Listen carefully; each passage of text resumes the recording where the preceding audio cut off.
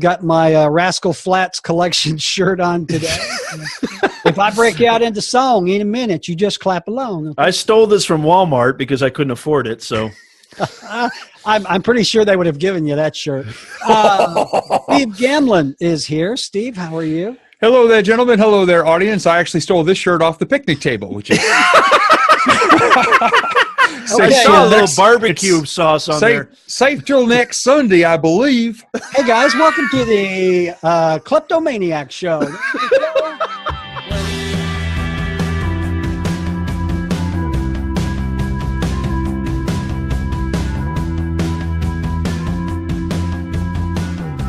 Hey, guys, welcome back to the Digital Entrepreneur Show. This is the show where we talk about all things digital and how you can use them to start, run, or grow your very own small business, whether you are an online or offline entrepreneur. As always, I am joined by my guests, actually by my host. They're not guests. I wouldn't let these guys into my house. Professor Nez and Steve GAMLIN. Steve, how are you? Doing great, Tim. Hello there, guys. Hello, audience. Nez, good to be here. Fantastic. Good to see you guys. Good to see you too. This is about our 10th attempt at starting the show. We're going to go with that one. Okay. Hey, do not forget that we come to you twice a week, every Tuesday and Friday at noon Pacific time. We also do live shows in between and all around. You can also hear our podcast on SoundCloud and iTunes, and we are on Facebook, Twitter, and everywhere quality products are sold. And Nez, that is the topic of today's show, is selling. This is part 2. We started this on the last show, Nez, and we kind of got into it and realized there was much more there than we could do in one show. And we talked about the importance of selling. And we were talking about Robert Herjavec of Shark Tank had a new book out. He was giving his tips. The first thing that you're selling is you. You should listen more than you talk. Know who to sell to, understand what motivates your buyer, and keep it simple. And if you'd like to watch that show, I'll put an end card or a thing right up here that you can click on. And then we started talking, guys, about selling online, because selling online where you do not have that human touch is a very different proposition than selling face-to-face as you would in a retail environment. And we were talking, Nez, about the power of using video on a sales page rather than using long copy. So, Nez, talk a little bit about that. Why should you look at using something like a simple video rather than 158 pages of copy to sell your product or service? Well, this gets into the psychology of the customer, the psychology of the buyer, the psychology of pretty much the culture right now in the 21st century in the digital landscape. People are not consuming content in this long form, the old method. And this is, again, adaptation. It's all about adaptation. To me, video is the predominant form of communication right now, right? As of this recording, I can't only see it being exponentially larger and growing even more in the future. So you need to take advantage of that, and that you don't have to be a super technical individual to utilize that, So you have your devices, you have your methods. I really believe in the power of live video because it creates intimacy, it creates connection. People can see you, hear you. They get a better understanding of who you are. Plus, it helps weed out, the customers and clients and leads that you necessarily don't want, because as Tim and Steve will attest to, we have, it's hard to say no. It's very hard to say no, but it's very necessary because you could be falling on deaf ears. So video is a great way for people to understand you better, understand what your services are, instead of fiddling through a 30-page PDF or a website that's just full of text. They're not going to, I'm getting way more leads because I've added way more video to my websites, to my lead pages, my landing pages, my social media pages. And it's just a perfect tool to create that intimacy.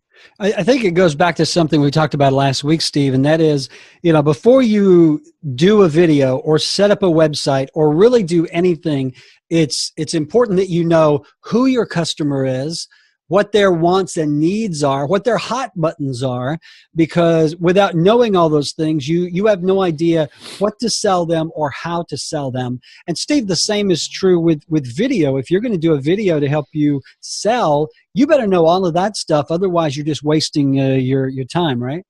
Yeah, if you think about it, if you've ever been through some of the communication or behavior styles like DISC or Myers-Briggs or anything like that, you can very easily blow a sale, because if you don't know the type of communication style that your potential people, sellees are, you can blow a sale. If you try to give a bunch of technical information, which is kind of the equivalent of that 158 pages of text on a site, where if somebody just needs a couple of buzzwords or a couple of examples to sell, you can just, and those people are gone. Now, on the other side, if you know you're speaking to a technical audience, you don't want to just gloss over high emotion and energy and say, buy now. Right. You got to give people access to what they might need, but also present it in a way that you're going to attract the largest number or styles of people. So you have to be very careful about presenting your message. It's not just, sell, sell, sell. It's communicating your integrity, the benefits, and how you make the pain go away. I think the key word there, Nez, is message. Before you can put together a video, what is the message? What is it that your customers need to hear to give them the comfort required for them to place an order? Because really, that's what it comes down to. People will typically buy out of frustration or want. Either the salesperson has worn them down, fine, just give it to me. Or they really want to do it. So as you are a digital entrepreneur and you're thinking about using video, you've got to figure out, okay, again, what is it they want or need, and what is it they expect to see and hear in this video? It may not be you talking. Right. It may be a demonstration of a product. It may be a customer testimonial. Nez, talk about the importance of knowing, what does the customer want to hear and what's the message to convey before you get into video marketing? Yeah, great question. And I do both. I mean, I have customer testimonials. I've got clients, students that do testimonials. But, so I do that, and I also do my self-talking. First of all, get to your point quickly. Don't make it all about you. Don't go into the story how you were a little child and you played with puppies and you finally, just get to the point and make it all about them. Okay. And I believe in connection and emotional connection. And if they're willing to go further with you, then you can get into the sort of puppy dog stories or what have. I don't know why I'm focusing on puppy dog stories, but you know what I'm saying, I think, is not to drag it on, right? Don't drag it on. Really make it short, concise, succinct. Who are you? What do you offer? And what are your credentials? I think those three things. So start with, this is who I am, this is what I do, and this is why you should pay attention to me. Yeah. Steve, let's talk about, let's revisit our old pal, Buddy, the air conditioning guy, who we the AC talked guy. About quite a bit on the first few shows, and then we just kind of forgot about Buddy. If I have a service business like a heating and air conditioning company, and I am wanting to solicit business online to attract customers, Steve, what are the kind of things that I should think about before I put up a video? Because God forbid you don't want Buddy standing there going, hey, is your air conditioner broke? There's not a whole lot of confidence being instilled there, Steve. Yeah. What is it that Buddy could do to more or less take himself out of the equation but still sell his expertise in video? Yeah. When everybody goes to a new client, I always encourage the use of photos, but if he can do video, even better. Shows up at the client's house. Here's the situation as it is right now. And then, of course, you see the clients looking very unhappy or sweaty. And then Buddy does his job, maybe explains a little bit about what he did, and then maybe an after picture. And if he can get, a testimonial, if he can just get an after picture of something that shows the effect of him being there and them working with him. And also, things you want to get people to understand. You make it stress-free. You make their problems go away. You're easy to work with. And you tell people, here's what we need to do. Here's what we did. Here's how it ended. Thumbs up, nice rating, nice little testimonial, something. But you want to show the before and after effect of you actually working with these people, and not just what a bunch of other people say that your industry does. Get down and get personable with people and just say, hey, here's what it's like to work with me. Yeah, I love the before and after. If you can use the before and after concept in any business, right? I think that is a very strong sales tool. I want to talk about the power of testimonials, which both of you guys have mentioned a couple of times already. I can say something to people and they may not believe it, but if someone says it about me, they may believe it even more. I think it's the thing where no one wants to hear you toot your own horn, but they enjoy the music when someone else does. Nez, talk a little bit about the power of testimonials and how a digital entrepreneur can integrate testimonials into their online efforts. Word of mouth is still, to me, one of the most powerful tools out there. And you just said it. People trust people they like, people they know. So if somebody they know says, hey, where did you get your nails done? I love it. Oh, well, this is where, hey, where did you get your resume done? Hey, where did you get your video done? That's a great banner. Whatever it is, or where did you find that speaker? You said you knew a trusted speaker. Oh, Steve, great. So testimonials are huge, and this is nothing new. I think most of our audience knows this. So I want to go ahead and talk a little bit about how you qualify testimonials, right? Good idea. First of all, and I tell my clients this too, don't have somebody, because I consult them on their LinkedIn recommendations. Don't have somebody give a one-sentence wonder, right? Hey, Rick is great. Steve is wonderful. That doesn't do anything. So what I always try to say is, first of all, find the right people you know got a lot of value out of you. Ask them really professionally and nicely, do you mind doing this for me? You got to get their permission. If they're in the dentist chair, don't force them to do it. But also, in the last video, we talked about getting a testimonial from a patient. Go check that out. Go check that out, wherever the card is. But here's the thing: is have them be specific, and then have them be very specific. How did they? What kind of value they got? What exactly you did, and why they appreciated it. Yeah, the power of someone else paying you compliments is tremendous, because Steve, I know in your business, especially as a speaker, where your clients are spending thousands of dollars to put on these humongous events and have you come in and speak. It's really important. They could watch your video and think, wow, he's a really good speaker. But if they watch a former customer of yours giving a testimonial, it's 100 times more powerful, right, Steve? Most definitely, because they start to say, okay, here's a person just like me. Here's an event that is just like the one I'm putting on. Here's a message that I think would benefit our people. And if someone else besides me, the person trying to sell to them, can say it, and say it with feeling, and say it with sincerity, in their own words, and here's a little twist on it. I've had a lot of people call me back and say, we really love what you did. What should I say? And I've actually given people suggestions. I said, well, here's what other people have said in the past. If we had this issue and Steve came in and this was the result, and they go, oh, great, can you write that for me? And I've actually worked with my clients to help them to say what they wanted to say but didn't know how to say. And I've traveled, a couple hours just to get a video testimonial from a client. It's that valuable to me to get it in their own environment, in their own comfort zone, speaking from the heart. And I tell them, I said, look at the camera like it's me and just say what you would have said to me after the event. Those are so powerful. And I've got them on my website. I've got some brand new ones coming very soon. Huge, huge, huge. If they say it, it's gold. Nez? Just really quickly, because I remember, when I worked for a specific university, they were looking for a speaker. And this relates to what you're talking about, Steve, and how testimonies are so powerful. Is this speaker, I can't remember who it was about 10 years ago, but this speaker actually had somebody with a microphone outside of his presentation. And as the people were walking out, what did you think? And they gave their honest, it had a really powerful, because Tim, you talked about this, real honest, authentic, actual customers and people who know you.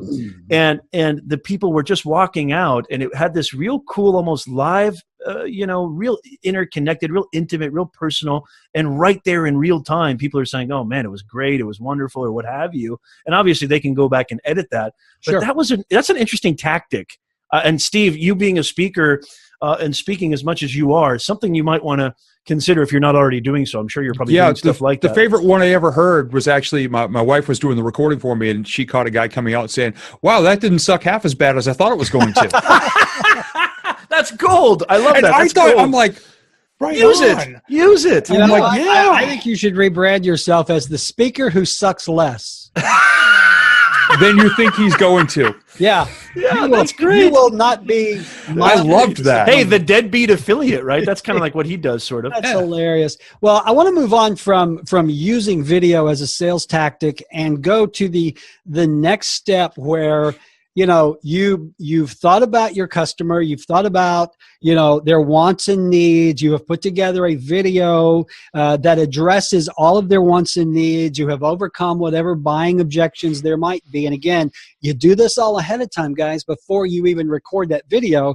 But let's say that you've done a fine job of the video, and now you want the potential customer to take action.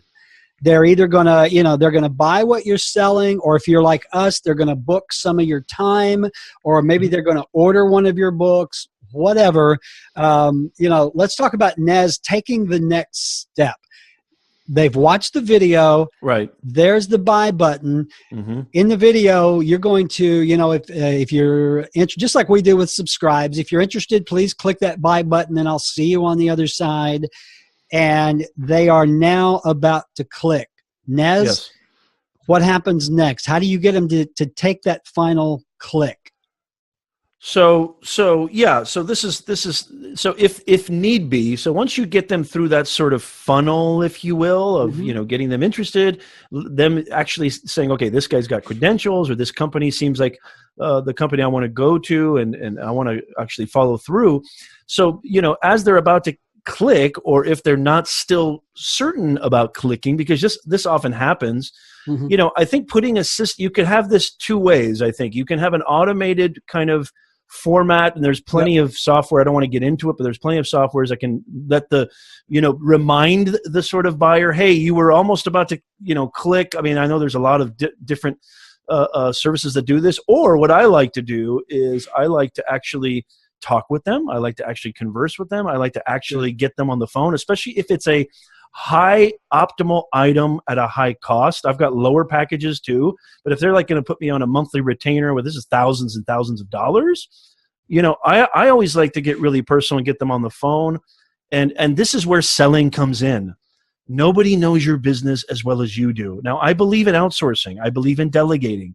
But if you are not selling because you think that selling is, got this stigma attached to it, and it's not for me, and it's selling my soul or what have you, then you've got it all twisted. Nobody knows your business. Nobody's going to be as passionate about your business than you. So I go out there and I actually try to get them on the phone.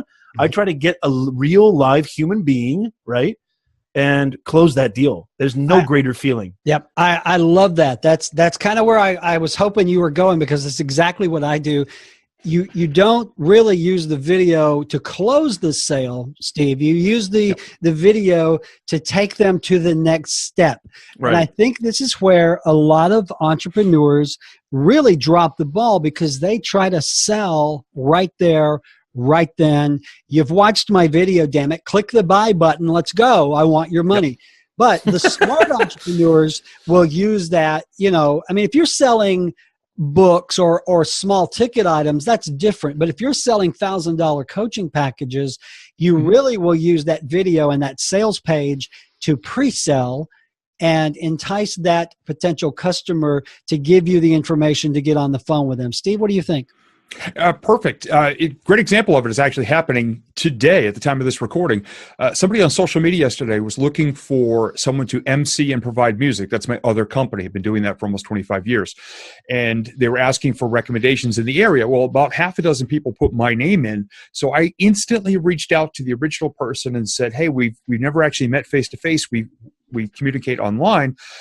Why don't we set up a time to get on the phone tomorrow? If I'm not a good fit for you, budget-wise or whatever, let me at least give you some value that you can take into the process with other people. Let me educate you on how to deal with my industry so that you don't get blindsided or taken. And she said, oh my gosh, you would really do that. Yeah. I said, well, I just like you guys, I love getting on the phone and at least provide value in a stress-free environment to say, hey, these might be the reasons why it's good to work with me, or we may find out we're not a good fit, but let me leave you better. It's just as much education at that stage, not just the, turning the contract around, sliding it across the desk and throwing two pens at them in case the first one doesn't work. And also think about the power of, how much that's like such amazing marketing, because whoever that person was, Steve, I can't believe it. Steve actually got on the phone with me and he was willing to talk to me in person. This is the guy you got. I mean, think about that, spreading that message, spreading your business, spreading your, what you do and your services. I mean, it's just 10x, 100x. Yep. It's amazing. Well, but the thing is, it's all part of selling. Yes. I mean, we all know guys who, if they see a post like that on Facebook, they start hammering the person, hey, I'll do $1,000. They don't take the time to do that personal one-on-one selling, the soft sell, the providing of information to help the customer make a good decision that Steve does. They want to just jump in there and hit that money. And again, I think that's why, these people are not real entrepreneurs that do that. They're just out for the quick buck. They want to get that money in the door. Right. And Steve, you bring up a really good point there. And Nez, I know this is right in your wheelhouse. It's the fact that people now use Facebook to look for people to do work and to buy from. I do that. I mean, we go back to my, I had my stump. I wanted it ground. I go to, but rather than, a lot of people will go to Google and just type it in. But now so many people are using Facebook, Nez, as the search engine to find things to buy and to get things done. I read somewhere that one of the fastest growing elements of Facebook is the yard sale and the garage sale groups. I mean, Facebook now rivals Craigslist on people selling stuff. So talk about that a little bit, Nez. I think that's something that digital entrepreneurs need to be aware of, is how people are using Facebook specifically and other platforms to some degree, but they're using Facebook to find people who can provide products and services that they're willing to spend money on. Nez? This is all about networking. I mean, 1.9 billion users. Facebook is gobbling up everybody. They're gobbling up Snapchat. They're dominating almost in every avenue imaginable. Twitter is falling behind. I mean, and again, really, what's the essential sort of quality of this platform is you would not have the Digital Entrepreneur Show if it wasn't for Facebook. Mm-hmm. Steve and Tim and I, maybe that's a good thing or a bad thing. But I mean, the connections, it's about connections, right? We're living in the greatest era imaginable. I wish to God I was 20, single, without kids and a mortgage. I could build 100 businesses right now. You're living in an amazing era right now. At the click of a button, you can connect with people, right? So the marketplace that what you're talking about, Tim, right now, people are crushing it. They are cleaning out their garages. They're selling services. It's become kind of like eBay too, to be honest, Tim. Yeah. And they're also now, Facebook is trying to go after LinkedIn with job search. It's just so you have opportunities. Don't be afraid to put yourself out there. Go out there and do it. Meet people, connect with people. As Steve said, be human, be personable, talk to people, engage with people. Don't just spam them. And let them know who you are. Let them know what your business is. Let them know. Communicate. Yeah. Well, it goes back to testimonials. Yes. Because, if I need, I need my privacy fence gates fixed, I will go on Facebook and I will type in, hey, who do you recommend to fix privacy fence gates? Yep. And holy bejesus, here's 100 recommendations and testimonials. And if I notice that, there's this one name that keeps popping up and popping up and popping up, that to me is the best testimonial you could have. And so I'm going to call that guy or that company. I want to talk a little bit about, guys, okay, we've made the sale, and this specifically applies, I think, to the sale of products online where people click and buy. I want to talk about the upsell. And, we've got them in there in our funnel, and we're going to squeeze them dry. I personally hate this. I know that a lot of people are very big on the funnels and the click funnels, but nothing makes me madder. GoDaddy does this. You register a domain name, and then for the next 57 pages, do you want to add this to your order? And what's the Instaprint is terrible. I quit ordering from Instaprint simply because I got so sick of the upsells. Steve, talk about that, because there comes a point where you got the sale. For Christ's sake, let the customer go on about their day. Steve? Yeah, that's kind of where the slime factor steps in for me. It's you hit this, and all of a sudden you hear bing. The first step of the funnel half a second after you committed to buying this little thing Yeah. is already trying to upsell you something. It says Right. dear, and then there's the brackets because they didn't even put your name in there and it looks like crap. And all of a sudden you're being sold to, you're part of somebody's thing, and all day long, ping, oh, it's them again. It's them again. You can instantly give yourself a horrible reputation because you've taken it from this nice little relationship you developed to get you to this stage, and all of a sudden you become part of this automated series. And I know people, and I've been coached by people who have said they'll send up to 30 to 40 emails a week. Yeah. Wow. Trying to Wow. keep people going. And I can't even fathom that. Yeah, that's And, crazy. you know, maybe I could have had more money by now. Who knows? But I refuse to do stuff like that because it absolutely makes me want to barf. And I would never do something to somebody in a sales process or funnel that I wouldn't want done to myself. Well, And that's a rule that's kept me alive all these years. You hit the nail on the head. They will try to upsell. And if you don't buy then the emails start. And I'm like you. I mean, I did internet marketing for years. I know all of the tactics, and I know guys that have their email funnel. You know, they'll have 30 different emails to hit you every day.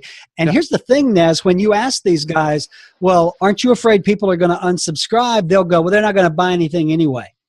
So Right. I'm going to pester the crap out of you, Nez, until you either buy or unsubscribe. Nez, what do you think about those kind of sales tactics? Yeah, I mean, it goes back to what we were talking about with the used car salesman. Kind of, it's just, I think it's hyper aggressive. It's a little too much. It's overbearing, and you're beating a customer who's actually interested in opting in, beating them over the head and trying to upsell.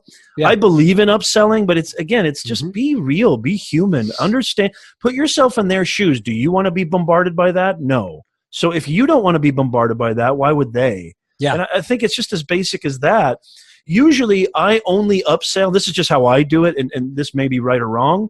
I only upsell when a client has gotten so much value out of my first initial offering, and they're just so, and you can kind of read that intuitively or sometimes very directly when they say, shit, what else you got? Yeah. I've had clients say that, what else you got? Do you have a higher package? And I'm like, yeah, right? Yeah. So, I mean, definitely, if I don't, I'll make one up tonight. Yes, I do. I mean, so I read your customers again, getting, as we've been talking about with these last several episodes, the sales power, the sales force is getting into their shoes, finding out what they want, what they need. Don't beat them over the head until they've shown an interest. And even then, don't beat them over. I think a true sale is never a feeling of bombardment. It's always, it sells itself in a lot of ways. You provide the most value. That's the ultimate sale. Yeah. Here's one that got my dander up the other day, Steve. I was not your dander. My dander. It's that sounds bad. Out here in Alabama, my dander is over yonder. Oh no, anything but dander. All right, let me talk like Nez. Hey, here's something that really chapped my ass this week, Steve. I was on Facebook and I saw a post from a trusted friend who was recommending this free ebook download for someone else. And I know for a fact that someone else was one of his coaching students. So I don't remember what it was, but it was like a little $5,000 ebook. So I'm like, okay, I'll see what it's about. So I clicked on the link and it said, hey, download this free, whatever. Give us your first name and email address. And when I did, it immediately popped up a thing that said, share this now on Facebook or Twitter. And it said, it had the little testimonial, hey, I just downloaded this really cool ebook that I think rocks.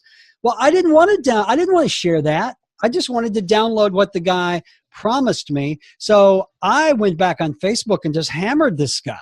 Good. And he came back and I said, look, I'm not going to post a testimonial for your product on my Facebook page before I even read your product. This is the most bass-ackwards, and yes, that is a word.